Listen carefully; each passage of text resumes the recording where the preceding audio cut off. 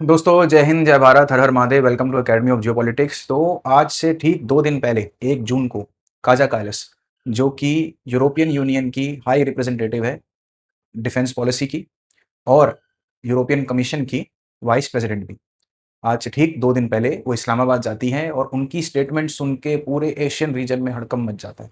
उनकी क्या वो स्टेटमेंट थी जिसकी वजह से ऐसे रिएक्शंस आ रहे हैं, मैं आज आपको वो भी बताऊंगा। उस स्टेटमेंट का क्या मायना माना जा रहा है, मैं वो भी आपको बताऊंगा। जो सरफेस लेवल पर चीज़ें फ्लोट कर रही हैं सोशल मीडिया पर और मेन स्ट्रीम मीडिया पर, क्या वो सही है या उसके पीछे कोई और बहुत बड़ा राज है जिसकी वजह से ये विजिट हुई थी, मैं वो भी आज आपको बताऊंगा। काफ़ी इन डेप्थ चीज़ें आपके लिए लेकर आए हैं इस वीडियो में। अगर चैनल सब्सक्राइब नहीं किया है तो कृपया चैनल सब्सक्राइब कर लें, वीडियो को लाइक करें और शेयर ज़रूर करें। करते हैं आज की वीडियो की शुरुआत।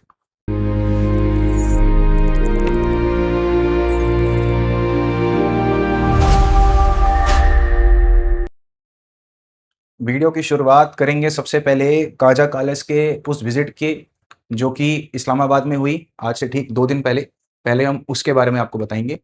ये कहता है कि Pakistan a major regional power helped avert full blown war in West Asia says EU's Kaja Kallas. Kaja Kallas कहती है कि Pakistan is a major regional power. Major regional power Pakistan को बुलाया जाता है। ये कहता है कि labelling Pakistan as major regional power, EU vice president Kaja Kallas Monday said Islamabad was an important partner for EU and praised Pakistan's role in mediating between the United States and Iran, saying Islamabad diplomacy had helped avert a return to full-blown war and earned widespread recognition across the Europe. She also pointed out that the last visit, he also pointed out that the last visit by EU representative had taken place in 2019, after which high level exchange largely stalled by several years. इसमें ही का मतलब इशक दर की बात हो रही है, शायद foreign minister of Pakistan, उनकी ये स्टेटमेंट आई है। वो कह रहा है कि 2019 के बाद से 7 साल हो गए आज, 2019 के बाद से कोई भी यूरोपियन यूनियन का रिप्रेजेंटेटिव पाकिस्तान में नहीं आया है और एकदम से 2026 में कुछ ऐसा होता है जिसकी वजह से ईयू का representative and vice president of European commission एकदम से पाकिस्तान आता है।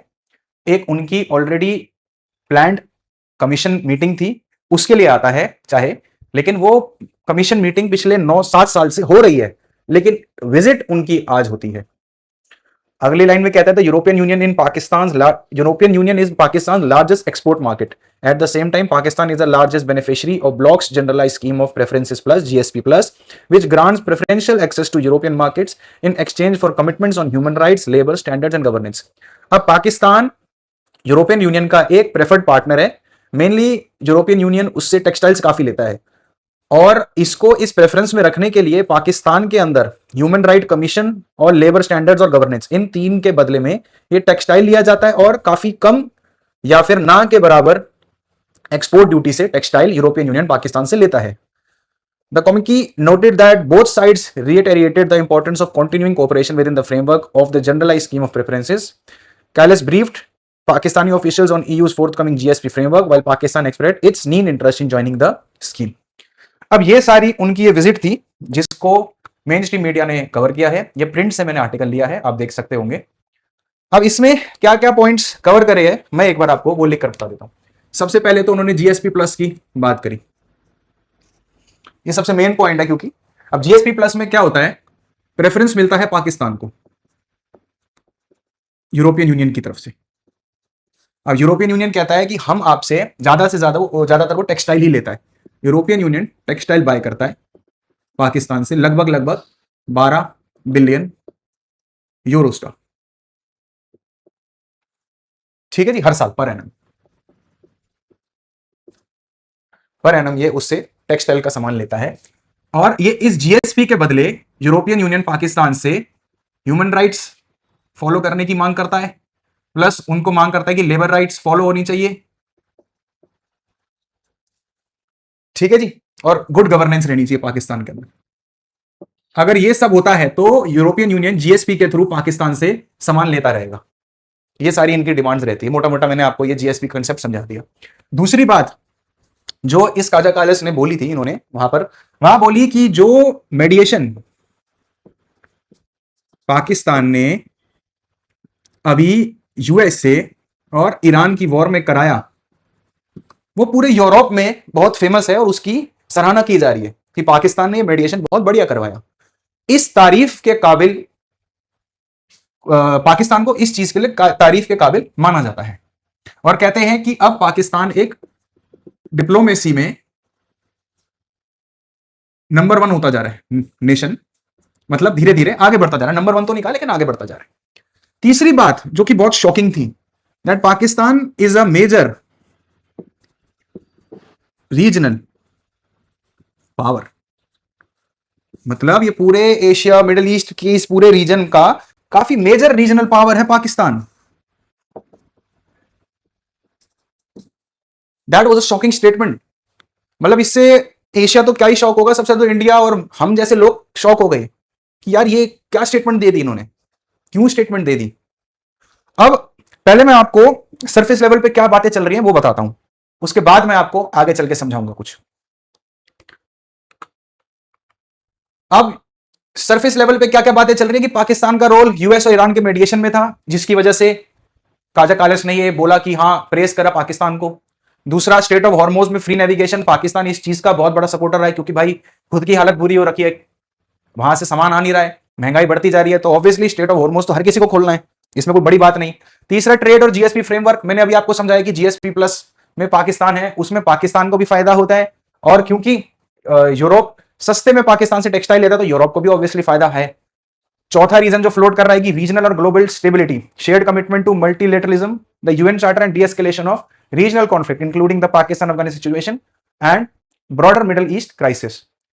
पांचवा कहता है कि 8th ईयू स्ट्रेटेजिक डायलॉग था, हाँ चलो ये तो था ही था, इसकी वजह से विजिट हुई, लेकिन प्रेज क्यों किया गया ये अभी तक इस किसी भी पॉइंट में नहीं समझ में आया। अब इसमें क्या क्या बोले हैं कि भाई सबसे पहला तो ये मैं जो क्वेश्चन का आंसर देने की कोशिश कर रहा हूं, आप उस क्वेश्चन को समझिए। रीजनल पावर, पाकिस्तान को मेजर रीजनल पावर क्यों बोला जा रहा है, ये ऐसा सवाल था, मुझे नहीं पता कि आप लोगों के दिमाग में आया कि नहीं आया, किसी और जियोपॉलिटिकल जो फॉलो करता है या जियोपॉलिटिक्स के स्टूडेंट के दिमाग में आया नहीं आया, लेकिन मेरे दिमाग में तो यह सवाल बहुत दिन से खटक रहा है, मतलब 1 तारीख से ही खटक रहा है कि ये स्टेटमेंट ईयू क्यों दे रहा है। अब मीडिया में क्या फ्लोट कर रहा है, सबसे पहला जीएसपी प्लस, मैं मानता हूं कि 12 बिलियन यूरोस का कारोबार पाकिस्तान और यूरोप के बीच में होता है। टेक्सटाइल वो लेता है, इसमें यूरोप को फायदा है क्योंकि सस्ता टेक्सटाइल मिलता है, वो मैं समझ गया। एक चीज और जो शायद इस न्यूज में मिस हो गई डालनी, पाकिस्तान में एक स्टेटमेंट दी ईयू के साथ मिलकर जम्मू एंड कश्मीर को लेकर भी, जम्मू एंड कश्मीर को लेकर भी वही चीज बोली कि Jammu and Kashmir is a very sensitive topic.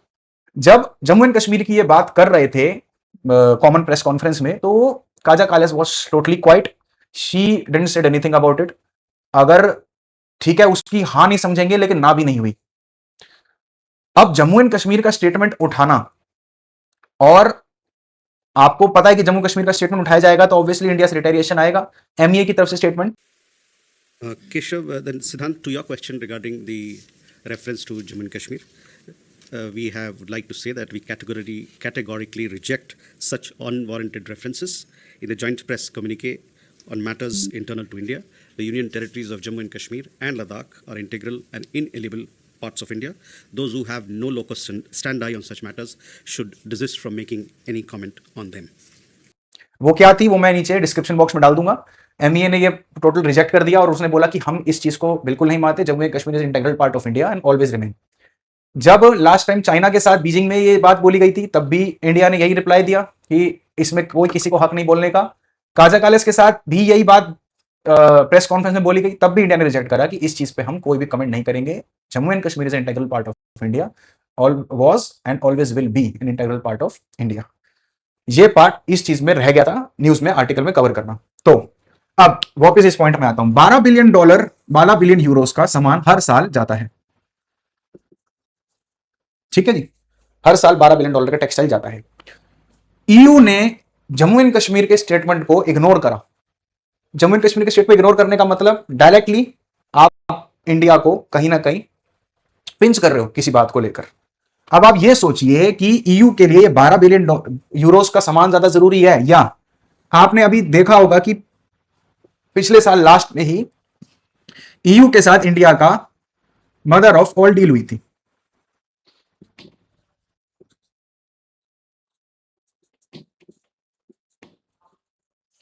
जिसमें ईयू प्लस इंडिया मिलकर 120 बिलियन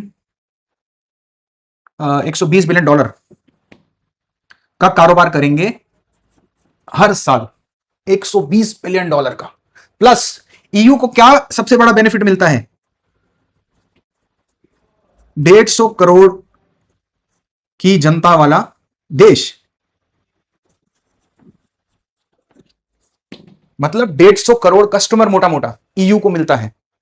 अब आपको सच में लगता है क्या ईयू इतना बड़ा रिस्क लेगा ये बात कहकर कि जम्मू एंड कश्मीर की बात को लेकर इंडिया के साथ वो रिस्क ले सकता है, अपने रिलेशन को खराब कर सकता है?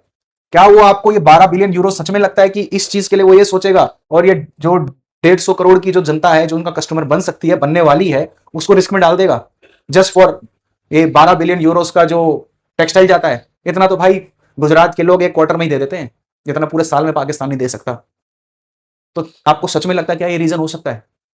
मेरे हिसाब से मेरे को तो ये रीजन बिल्कुल ही बेकार लगा, तो मैंने तो सबसे पहले ये रीजन रिजेक्ट कर दिया। दूसरी बात, सेकंड पॉइंट पर आते हैं।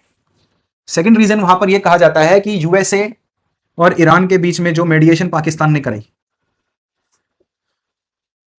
उसकी वजह से ये काजा कालिस ने ये स्टेटमेंट दिया कि मेजर रीजनल पावर बन रहा है। क्या आपको लगता है कि ये जो मेडिएशन उसने कराई थी, जो इस्लामाबाद टॉक्स कोट अनकोट, उसकी कोई औकात थी? उसकी वजह से कुछ हुआ? कुछ भी नहीं हुआ, एक पैसे की चीज नहीं हुई। बिल्कुल 2 कौड़ी की वो समिट थी, 2 कौड़ी की वो चीज थी, उसका कोई मायना नहीं था। तो अगर आप ये समझ रहे हो कि उसकी वजह से ये स्टेटमेंट दी गई है, देन आई एम सॉरी, आप बिल्कुल गलत हैं। मेरे दिमाग ने तो उसी टाइम रिजेक्ट कर दिया था कि इस मेडिएशन की वजह से उसको सुपर पावर बुलाया जा रहा है, किसी कीमत पे नहीं बुलाया जा रहा। तीसरे पॉइंट पर आते हैं। वो कहता है कि पाकिस्तान और ईयू स्टेट ऑफ हॉर्मोज को खोलने के पक्ष में है और फ्री ट्रेड होना चाहिए, पूरे दुनिया में फ्री ट्रेड होना चाहिए, किसी की कोई बंदिश नहीं होनी चाहिए, उसके पक्ष में है। तो ये तो भाई सब है इसके पक्ष में। पाकिस्तान इसमें नया क्या कर रहा है? स्टेट ऑफ हॉर्मोज हर किसी को खोलना है, इंडिया को भी खोलना है। किसको नहीं खोलना आप बताओ ना, दुनिया में एक कंट्री बताओ जो ये कहता है कि स्टेट ऑफ हॉर्मोज बंद रहा है, ईरान को छोड़ के। वैसे तो ईरान भी चाहता है स्टेट ऑफ हॉर्मोज खोले, जितना ज्यादा उसकी शिप जाएंगी उसको टोल मिलता रहेगा। तो दुनिया में कोई भी कंट्री ऐसी नहीं है जो नहीं चाहता कि स्टेट ऑफ हॉर्मोज खोले। इसमें नया क्या है? मेरा ये सवाल है, इसमें नया क्या है? क्या इस रीजन की वजह से पाकिस्तान को मेजर रीजनल पावर बोला जा रहा है? Not at all. ये तो हो गई, ये फ्लोटिंग चीजें हैं जो जो जो लोग बताने की कोशिश कर रहे हैं। एक बहुत बढ़िया रीजन कह रहे हैं कि ये जो काजा कालिस है ये एस्टोनिया से है, एस्टोनिया रशिया के बॉर्डर पर है, ये रशिया के अगेंस्ट है, हमेशा रशिया के अगेंस्ट स्टेटमेंट देती है। इससे क्या भाई, वो ईयू की रिप्रेजेंटेटिव है। मैं उन लोगों को कहना चाहता हूं जो अपनी लाइव वीडियोस यूट्यूब पे डाल रहे हैं, उसमें ये कह रहे हैं कि बिकॉज वो एस्टोनिया से है तो भारत के अगेंस्ट स्टेटमेंट देने पे उसको कोई दिक्कत नहीं। भाई कोई फर्क नहीं पड़ता, वो एस्टोनिया से हो, चाहे वो अफ्रीका से हो, चाहे जहां मर्जी से हो। She is representing European union, उसका खुद का कहीं से होने से कोई फर्क नहीं पड़ता। वो वही बोलेगी जो यूरोपियन कमीशन बोला गया कि आपने ये सब बोलना है, या यूरोपियन कंट्रीज मिलकर जो स्टेटमेंट बोलने के लिए कहेंगे वही वहां पर जाकर बोला जाएगा। काजा कालिस कहां से आती है उसका कोई मायना नहीं। तो ये तो बिल्कुल ही बेकार रीजन है, इसका तो कोई मतलब ही नहीं बोर्ड पे लिखने का भी। अब मैं ये कहना चाहता हूं कि जब ये सारे रीजन जो फ्लोट कर रहे हैं इनमें से कोई मायना नहीं है, तो वाई काजा कालिस प्रेस्ड पाकिस्तान? मैंने पूरा इंटरनेट खंगाल लिया 2 दिन में, मैं इतना रिसर्च करा, इतना ढूंढने की कोशिश करी कि आखिरकार पाकिस्तान से ईयू को क्या चाहिए, क्या चाहिए होगा। माथा मार लिया मैंने हर जगह। फिर 2-3 चीजें फ्लोट करी इंटरनेट पे, बहुत घुस घुस के मैंने देखा, तब जाकर मुझे ये चीज नजर आई। आपके साथ एक बार शेयर करता हूं। इमैनुअल मैक्रोन का मेरे को एक ट्वीट आता है सेम डे पर ही, 1 जून को। वो कहता है कि last night I spoke with the president Trump about the situation in the middle east.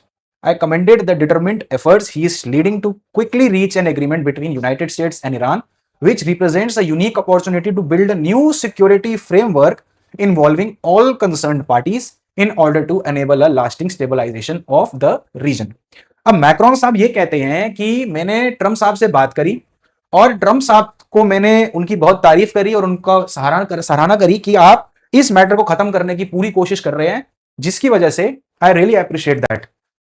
अब मैंने जो मार्क कर रखा है आप उस पर ध्यान दीजिए। वो ये कहता है कि which represents a unique opportunity to build a new security framework involving all concerned parties in order to enable a lasting stabilization of the region। ये स्टेटमेंट मुझे बहुत इंटरेस्टिंग लगी। वो ये कहना चाहता है कि अब हमको एक मौका मिला है कि हम जितने भी पार्टीज इफेक्ट हुई है स्टेट ऑफ हॉर्मुज से, सब मिलकर एक नया सिक्योरिटी फ्रेमवर्क शुरू कर सकते हैं स्टेट ऑफ हॉर्मुज के आसपास, ताकि आगे जाकर कोई दिक्कत ना खड़ी करे ईरान। आगे ये कहता है, I indicated that we are ready to fully support these efforts and to take our full part in their implementation. This is the purpose of the international mission that we have built with the British and our partners, ready to be deployed as soon as the agreement is concluded in order to contribute to securing maritime traffic in the Strait of Hormuz। भाई कह रहा है कि I indicated that we are ready to fully support these efforts। मतलब France पूरी तरीके से इस नए सिक्योरिटी फ्रेमवर्क को डिप्लॉय करने के लिए यूएसए के पूरा साथ देने को तैयार है। प्लस हम लोगों ने, मतलब ब्रिटिश ने और बाकी ईयू और नाटो के पार्टनर्स ने अपना डिप्लॉयमेंट वहां पर लगाने के लिए पूरी तरीके से हम तैयार हैं। मतलब आसपास ही उन्होंने डिप्लॉयमेंट अभी खड़ी कर रखी है और वो ट्रंप के इशारे का वेट कर रहे हैं कि ट्रंप या फिर यूएसए हमको इशारा दे और हम अपने जो भी डिप्लॉयमेंट है वहां पर लगाएं in order to contribute to securing maritime traffic in the Strait of Hormuz. ये बहुत जरूरी चीज थी जो ट्वीट मेरे सामने आया जब मैं रिसर्च कर रहा था। तो ये ट्वीट आया मेरे सामने और मेरे दिमाग की बत्ती घूम गई एकदम कि एग्जैक्टली है क्या। अब मैक्रोन कह रहा है कि हम एक सिक्योरिटी फ्रेमवर्क बनाना चाहते हैं।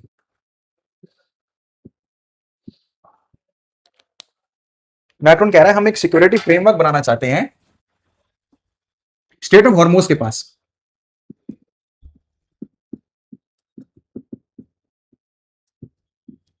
ठीक है जी, मैक्रोन कह रहा है एक सिक्योरिटी फ्रेमवर्क तो ऑलरेडी डिप्लॉय कर रखा है यूएसए ने, जिसको यूएसए ब्लॉकेड के नाम से बोल रहा है इतने दिन से, आपको पता ही है, जो कि कहां पर है,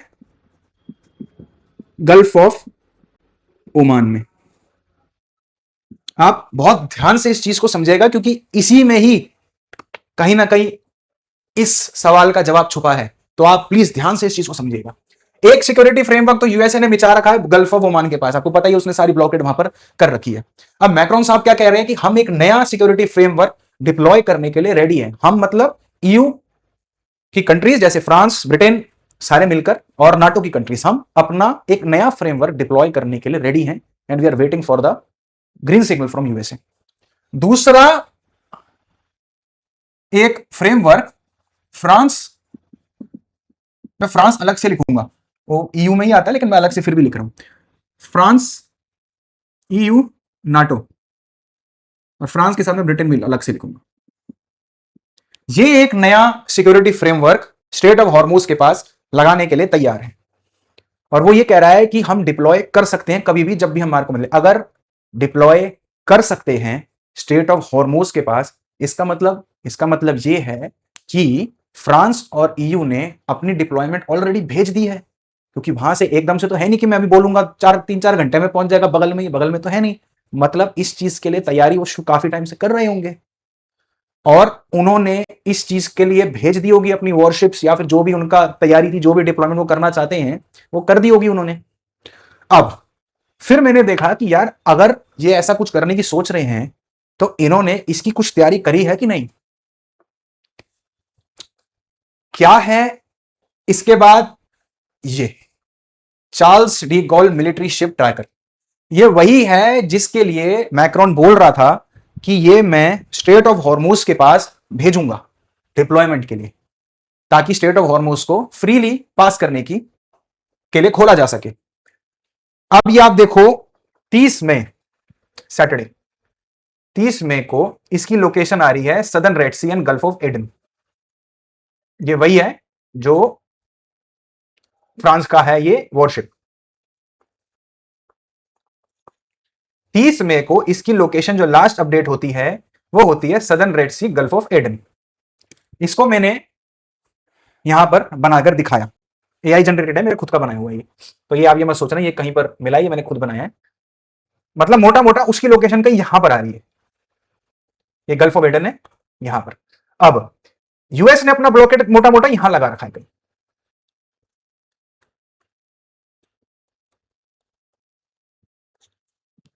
ठीक है जी। अब अगर वो नए फ्रेमवर्क को लगाने की बात कर रहा है तो वो क्या बोलेगा, वो ये तो बोलेगा नहीं कि मैं यहां पर अपनी यूएस, यूके और फ्रांस अपनी यहीं पर शिप खड़ी कर देते हैं यूएसए के ब्लॉकेड के पीछे। अगर ये यूएसए के ब्लॉकेड के पीछे लगा देगा तो भाई वही तो यूएसए की छत्र छाया में हो रह जाएगा, अपनी खुद की तो कोई इमेज बन नहीं पाएगी। तो फिर ये वॉरशिप और कहां लग सकती है? अगर यूएसए अपना ब्लॉकेड यहां लगा रहा है तो इसके बदले में क्या फ्रांस या यूके और नाटो कंट्रीज अपना ब्लॉकेड यहां लगा सकती है? ये तो ईरान है आपका, ये सारा ईरान है, यहां से पाकिस्तान शुरू है, ठीक है ना। यहां तो लग नहीं सकता, यहां तो ईरान है ऑब्वियसली। अब अगर वॉरशिप है तो भाई वॉरशिप को ये तो है नहीं नदी में तैरता रहेगा, उसको वहां पर सपोर्ट भी चाहिए, आसपास कुछ ना कोई जगह तो चाहिए ना, कोई पोर्ट तो चाहिए, वहां पर कोई दिक्कत आ जाती है, कुछ हो जाता है, बंदों का आना जाना, सामान का आना जाना, वो तो चलता रहेगा ना। तो सबसे पहला एक तो आ सकता है इंडिया। इंडिया कभी भी अलाउ करेगा नहीं, आपको पता है इंडिया हमेशा न्यूट्रल रहा है, और इंडिया स्टेट ऑफ हॉर्मोज के इस ब्लॉकेड के लिए काफी थोड़ा बहुत दूर भी है। सबसे पास कौन सा पड़ता है? कराची पोर्ट या फिर Gwadar port. Gwadar port is in Balochistan, Balochistan allow नहीं करेगा क्योंकि बलोचिस्तान पाकिस्तान के साथ कोई मतलब रखना नहीं चाहता। तो फिर सबसे नैरो ऑन रीजन जो पड़ता है, सबसे नैरोड मैं पॉइंट समझता हूं वो है कराची पोर्ट, सिंध में है, जो कि यही एक जगह है जहां पर फ्रांस, यूके, ईयू, नाटो जो ये अपना मेल के फ्रेमवर्क सेट करना चाहते हैं, अपना जो वॉरशिप है केवल और केवल इस कराची पोर्ट के पास ही पार्क कर सकते हैं स्टेट ऑफ हॉर्मोज का ब्लॉकेड लगाने के लिए, ऐसा मेरा मानना है। अब आप मैप में अच्छे से समझ गए होंगे, अब मैं आपको थोड़ा यहां समझा देता हूं। इसने गल्फ ऑफ ओमान पे अपना ब्लॉकेड लगाया हुआ है। अब आप देखोगे कि ईयू, फ्रांस और ईयू में आपको पता है पॉलिटिकल इंस्टेबिलिटी कितनी ज्यादा चल रही है, और स्पेशली मैं फ्रांस की बात करूं तो फ्रांस के अंदर तो पॉलिटिकल इंस्टेबिलिटी इतनी ज्यादा है, मैक्रोन के आने, प्रेसिडेंट बनने के बाद 5 प्राइम मिनिस्टर बदल गए। वहां के लोगों के अंदर मैक्रोन को लेकर उनकी जो रेटिंग्स थी वो धीरे धीरे धीरे धीरे करके गिरती जा रही है दिन प्रतिदिन, और पॉलिटिकली बूस्ट उनको नहीं मिल पा रहा है, उनकी इमेज सुधर नहीं पा रही है। रीजंस काफी सारे हैं, मैं आगे जाकर स्लाइड में आपको बताऊंगा भी सही।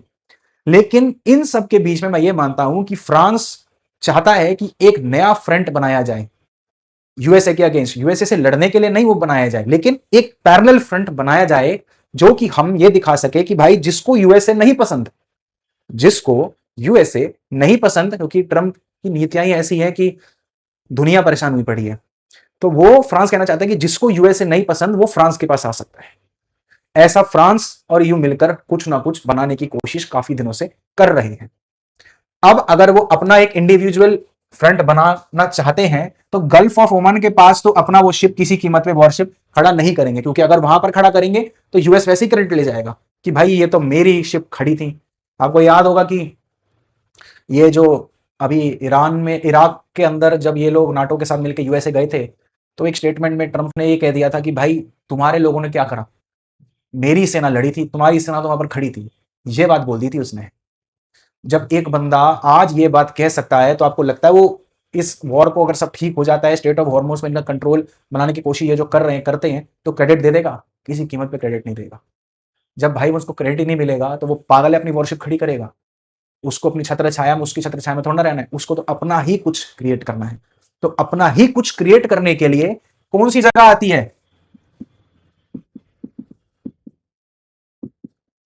पाकिस्तान पोर्ट।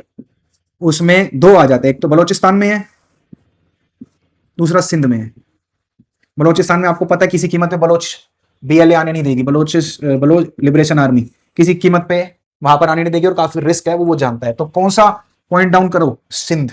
सिर्फ एक सिंध है जिसके पास में वो ये खड़ा कर सकता है अपने वॉरशिप को। अब आप ये सोचिए 30 तारीख को उसकी लोकेशन यहां पर आती है, 1 तारीख को काजा कालस वहां पहुंचती है। अब आप डॉट्स खुद कनेक्ट कर सकते हैं तो वेरी गुड, नहीं तो मैंने सोचा आपको मैं ये चीज बता दूं, जो रीजन मुझे लगा, क्योंकि ये सारे रीजन तो बहुत ही बेकार थे। इससे तो किसी कीमत में नहीं मान सकता कि इनमें से कोई भी ऐसी चीज होगी जिसके लिए पाकिस्तान की तारीफ करी जा सकती है, लेकिन दिस इज द रीजन जिसके लिए पाकिस्तान की तारीफ करी जा सकती है, क्योंकि जियो पॉलिटिक्स है। तो जियो पॉलिटिक्स में तो भाई गधे को भी बाप बनाना पड़ता है, तो पाकिस्तान जैसे गधे की अगर छोटी मोटी तारीफ करी जाए तो कोई ऐसी बड़ी बात है नहीं उस चीज को लेकर। एक रीजन तो हो गया ये वॉरशिप की डिप्लॉयमेंट। दूसरा रीजन अभी मैंने आपको अपनी पिछली वीडियो में यह बताया था कि रशिया अफगानिस्तान के साथ एक डिफेंस पैक्ट कर रहा है। अगर डिफेंस पैक्ट अफगानिस्तान के साथ हो रहा है तो इससे यूएसए को भी दिक्कत है और ईयू को भी दिक्कत है। ईयू चाहता है कि हमको रशिया पे डिपेंडेंसी नहीं चाहिए। अभी एक गैस रूट ऊपर से जा ही रहा है, यूक्रेन से होता हुआ, रशिया यूक्रेन से होता हुआ ईयू के अंदर।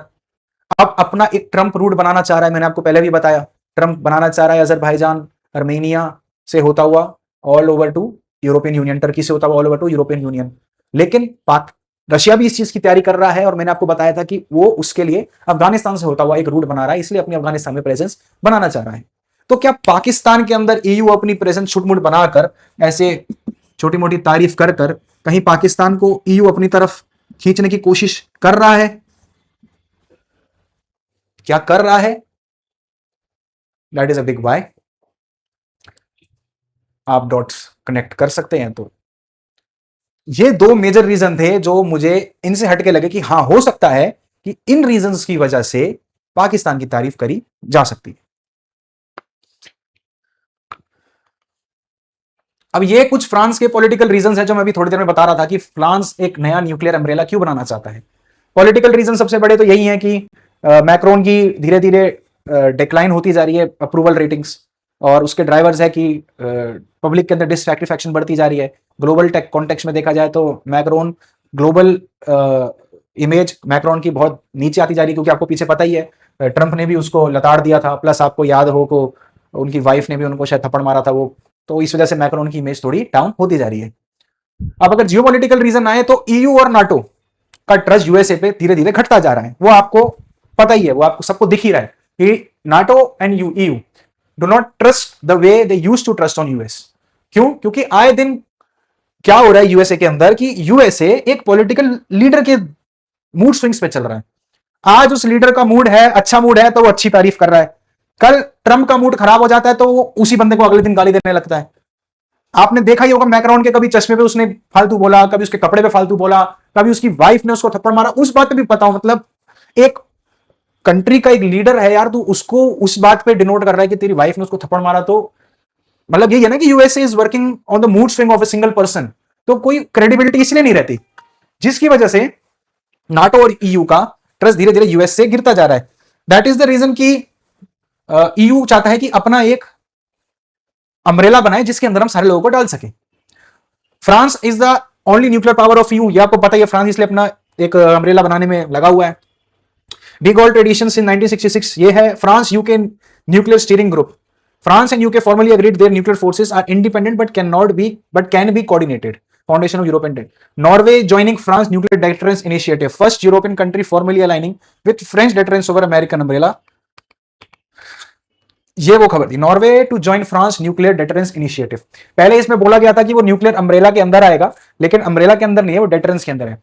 अम्ब्रेला में क्या होता है कि अम्ब्रेला में जिस कंट्री, मैं आपको ये बोर्ड पे समझाता हूं एक बार, दोनों में डिफरेंस है। और एक तो होता है न्यूक्लियर डेटरेंस, एक होता है न्यूक्लियर अम्ब्रेला। पहले न्यूज में यह बताया जा रहा था कि नॉर्वे जो है वो अम्ब्रेला के अंदर जा रहा है, फ्रांस के न्यूक्लियर अम्ब्रेला में। अम्ब्रेला में क्या होता है कि अगर कोई कंट्री नॉर्वे पर अटैक करती है तो फ्रांस अपना जो न्यूक्लियर आर्सेनल है वो नॉर्वे में डिप्लॉय कर देगा, अगर नॉर्वे न्यूक्लियर अम्ब्रेला में रहेगा तो। लेकिन डेटरेंस में क्या होता है कि फ्रांस डिप्लॉयमेंट नहीं करेगा अपने न्यूक्लियर आर्सेनल की, लेकिन जो कंट्री नॉर्वे पे अटैक करेगी उसको यह जरूर बोलेगा कि देख भाई, तुम नॉर्वे पे अटैक नहीं कर सकते, नॉर्वे के साथ मेरा न्यूक्लियर डिटरेंस पैक्ट है, मैं आप पर अपना न्यूक्लियर आर्सेनल मार सकता हूं अगर आपने नॉर्वे को परेशान किया तो। वो अपना न्यूक्लियर आर्सेनल को वहां पार्क नहीं करेगा नॉर्वे के अंदर, लेकिन अपनी कंट्री से वो राइट रखता है कि वो उस कंट्री को मारे जो नॉर्वे को परेशान कर रहा है। ये दोनों में डिफरेंस है। तो ये न्यूक्लियर अम्ब्रेला में नहीं आया है, न्यूक्लियर डिटरेंस में नॉर्वे आया है। ये दोनों में फर्क बताना जरूरी है क्योंकि न्यूज में थोड़ी गलत चीजें फ्लोट हो रही थी। अब अगर आप इसको देखेंगे तो यहां ये कहता है कि Norway will open talks with France on boosting cooperation around French nuclear deterrence activities. Prime Minister Jonas Gahr Store told news agency NTV on Wednesday as concern grow in Europe over US commitment to the regional security. देखो ये कह रहा है ना कि as concerns grow in Europe over US commitment to regional security, मतलब Europe पूरा concern है, पूरा का पूरा यूरोप ही कंसर्न है यूएसए के कमिटमेंट को लेकर। यहां कहता है कि no nuclear weapons will be deployed in Norway in peace time. The Nordic nations with France offered more nuclear deterrence cooperation with European allies, seeking to bolster the credibility of France's nuclear arsenal beyond its border. It proposed joint exercises, the possible short-term deployment of nuclear-capable assets to allied. Norway becomes the latest country to receive France nuclear protection after Poland, Lithuania, which also share border with Russia. Russia and the US are the world's largest nuclear power. France के बाद 290 और Britain के बाद 225 है। अब ये दोनों मिलकर एक अलग न्यूक्लियर अम्ब्रेला बनाना चाहते हैं, जिसमें वो ये कहेंगे कि भाई जिसको भी, जिस कंट्री को भी यूएसए पे भरोसा नहीं वो मेरे पास आ सकता है। ये आपको मैंने बताया। अब इन सारी चीज के बाद हो सकता है आपके दिमाग में एक सवाल उठे। वो सवाल ये है कि अगर फ्रांस को या ईयू को, बेसिकली मैं फ्रांस की ही बात करूंगा क्योंकि जो वॉरशिप है वो फ्रांस की थी, फ्रांस को अपने अगर वॉरशिप की डिप्लॉयमेंट करनी थी पाकिस्तान के अंदर, पाकिस्तान के पास, और उसके लिए ये सारी तारीफ वारीफ चल रही है, तो फ्रांस ने अपना ही बंदा क्यों नहीं भेज दिया यार बात करने के लिए पाकिस्तान के अंदर? काजा कालस को क्यों भेजेगा कोई? किस लिए? ईयू की यूरोपियन काउंसिल की वो वाइस प्रेसिडेंट है, वो इस चीज के लिए क्यों बात करने के लिए जाएगी? फिर मैंने ये कहा यार ये बात भी ठीक है क्योंकि फ्रांस ही अपने बंदे को भेज सकता है यार, आप जाके बात करो, आप ये करो, मेरी वॉरशिप वहां पहुंचने वाली है तो पाकिस्तान के साथ सब जाकर सेटल कर लो, छोटे मोटे तारीफ के पेडिग्री डाल देना। तो फिर मेरे दिमाग में आया यार ऐसा क्यों? सेम डे पर एक चीज और होती है। 1 जून को जिस दिन Kaja Kallas was in Islamabad, Macron called Trump और ये सारा ट्वीट आया। 1 जून को एक चीज और हुई, वो क्या थी?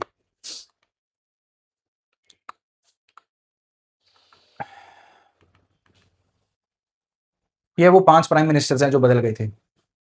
India issues letter of request to France for 3.25 lakh crore 114 Rafale jet deals, 94 jets to be made in India. Same day पर ही letter of request India France को भेजता है। अब अगर इंडिया फ्रांस को लेटर ऑफ रिक्वेस्ट 1 तारीख को भेजने वाला है तो ऐसा तो है नहीं कि छुप छुपा के ये काम हुआ होगा। इससे पहले फ्रांस को ऑलरेडी ये चीज पता होगी कि यार जल्दी ही इंडिया अपना एलओआर देने वाला है हमको, और 114 रफाल डील है, 3.25 लाख करोड़ की डील है। तो फ्रांस तो इंडिया के साथ किसी भी तरीके का कोई भी प्रॉब्लम अभी बर्दाश्त नहीं कर सकता। Already France is facing a lot of financial stress. उनका कंट्री का जीडीपी ऑब्वियसली गिरता ही जा रहा है, कंट्री में प्रॉब्लम बहुत ज़्यादा है, फंड्स की ज़रूरत फ्रांस पूरे यूरोप की हर कंट्री को बहुत ज़्यादा है, ऐसे ही फ्रांस को भी बहुत ज़्यादा है। तो और वो अच्छे से जानता है कि अगर पाकिस्तान की हमें तारीफ करेंगे तो पाकिस्तान का एक ही रोना है जो हमेशा वो रोता है, that is Jammu and Kashmir. तो उसको अच्छे से पता था कि वो ये बात ज़रूर बोलेगा, और उसने वो बात बोली भी सही। इसलिए फ्रांस कैन नॉट इस टाइम किसी भी तरीके का कोई भी दिक्कत इंडिया के साथ फ्रांस बर्दाश्त नहीं कर सकता। बाकी मैंने आपको सारे इवेंट्स उसी दिन के बता दिए। Main stream media, social media पे क्या रीजंस फ्लोट कर रहे हैं काजा कालस प्रेस पाकिस्तान के, वो भी मैंने आपको बताए। एकेडमी ऑफ जियोपॉलिटिक्स की क्या एनालिसिस हैं, ये 2-3 रीजंस हैं, वो मैंने आपको बताए। आशा करता हूँ आपको मैं अच्छे से समझा पाया हूँगा। वीडियो पसंद आई तो वीडियो को लाइक करें, चैनल को सब्सक्राइब करें और बेल आइकन जरूर दबाएं। मिलते हैं अपनी अगली वीडियो पे, तब तक के लिए जय हिंद, जय भारत, हर हर महादेव।